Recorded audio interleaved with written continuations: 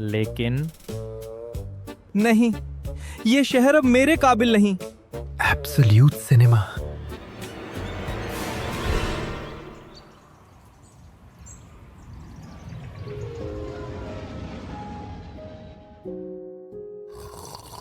हाय, मुझे आपसे कुछ बात करनी है अपनी दादी के बारे में। दादी आई गेस सबकी एक ही जैसी होती है, बूढ़ी। एक तो अपनी इस 20 साल की जिंदगी में जब भी उन्हें देखा है वो बूढ़ी ही लगी। मैं तो इमेजिन भी नहीं कर सकता कि वो कभी जवान भी रही होंगी। लोग कहते हैं एक जमाने में मेरी दादी सुंदर थी। सुन के ही अजीब लगता है। और हाँ, दादा भी स्मार्ट थे, लेकिन वियर्ड, क्योंकि मैंने तो बस उनकी फोटो देखी है जिसमें उनकी सफेद लंबी दाढ़ी थी। मेरी दादी हमेशा से छोटी सी, मोटी सी, थोड़ी झुकी हुई सी थी। ऊपर से चेहरे पे इतनी रिंकल्स थीं कि लगता था जैसे किसी ने पेंसिल से पूरा मैप बना दिया हो। मुझे तो लगता था वो पैदा ही दादी हुई होंगी।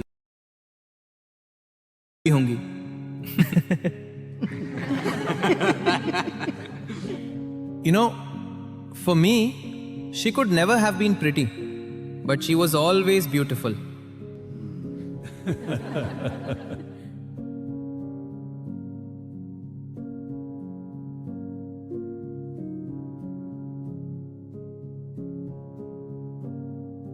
बस कर, कितना खेलेगा?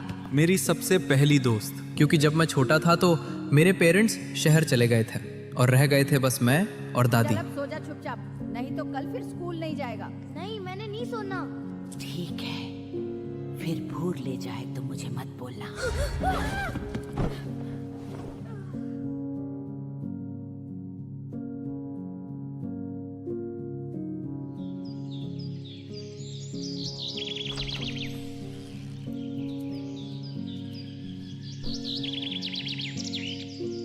उठो बेटा, सुबह हो गई। For me, she was like the winter landscape in the mountains, an expanse of pure white serenity, breathing peace and contentment. पूरा ध्यान रखती थी मेरा। रोज सुबह मोटी मोटी रोटियों पे बटर और चीनी लगा के खिलाती थी और पूरे टाइम भजन गाती रहती थी, इस उम्मीद में कि क्या पता मैं भी एक दिन भजन सीख जाऊं। लेकिन मैं तो सुनता था क्योंकि मुझे उनकी आवाज पसंद थी। याद तो मुझे अब तक नहीं हुआ कुछ।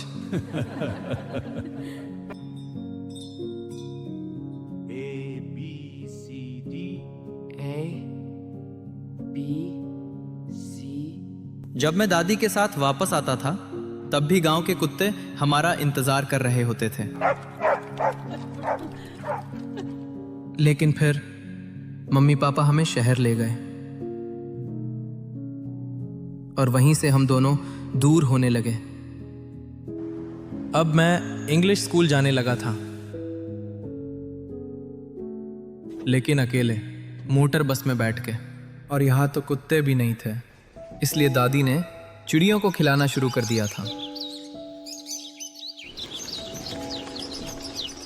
ये उनका फेवरेट टाइम हुआ करता था और हैप्पीएस्ट भी।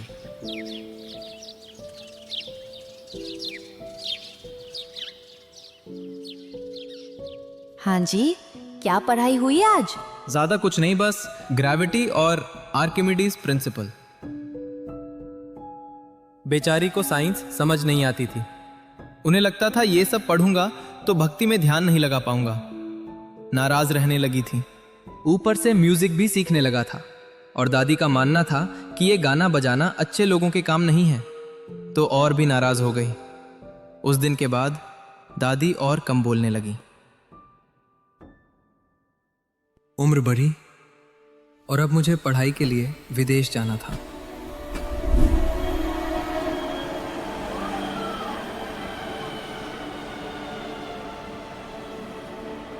मुझे अंदर से लग रहा था शायद मैं दादी को आखिरी बार देख रहा हूं।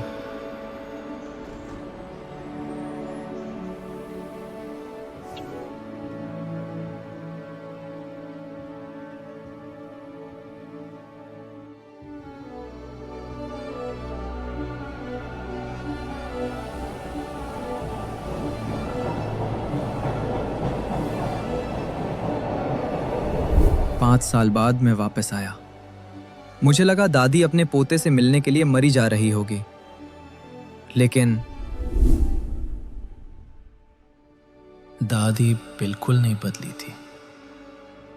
शायद उन्हें अब मुझसे ज्यादा स्पैरोज की चिंता थी।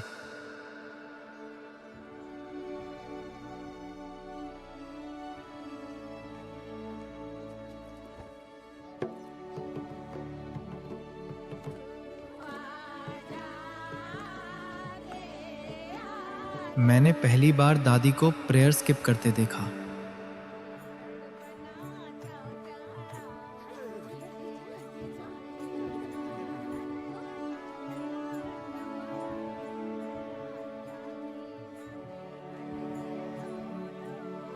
लेकिन फिर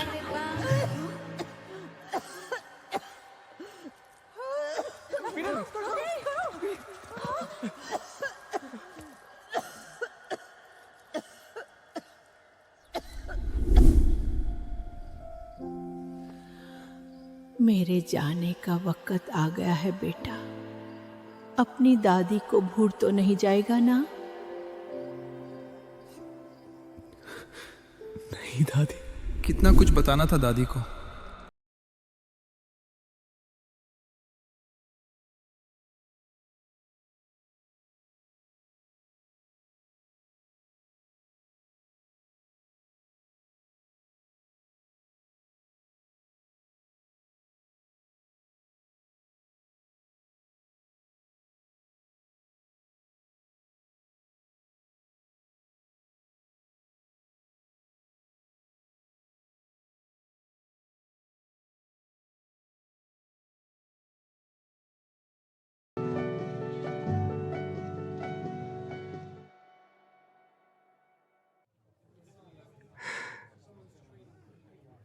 ऑस्कर!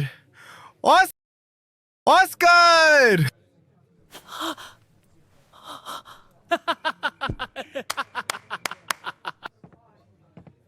कैसी लगी अंकल? मजा आ गया बेटा, मजा। Oh thanks. क्या मस्त कॉमेडी थी। क्या कॉमेडी?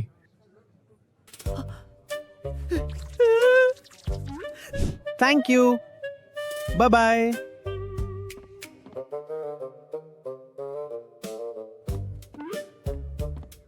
दादू उठो।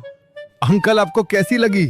बेटा, आज से 5 साल पहले मुझे हार्ट अटैक आया था, लेकिन मैं फिर भी बच गया। मुझे लगा भगवान का वरदान है, लेकिन ये प्ले देखने के बाद लग रहा है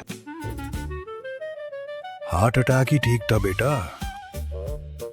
हाँ, लगता है लास्ट फाइट का असर चिराग भाई के शरीर से ज्यादा उनके सिर पे हुआ है। इनको KRK भी SRK नजर आ रहा है। वैसे इन लोगों के चक्कर में छाया से तो मिलवाना ही भूल गया। चलिए मिलते हैं। और इसी के साथ नंबर 7 रेस में बढ़त बनाते हुए सभी खिलाड़ियों को चीर के आगे बढ़ते हुए नंबर 7। लगता है ये रेस नंबर 7 ही जीतेगा। अगर ये रेस नंबर 7 जीतता है तो इस स्कूल के इतिहास में पहली बार कोई न्यूकमर ग्रैंड स्लैम चैंपियन बनेगा। जी हाँ, और वो भी एक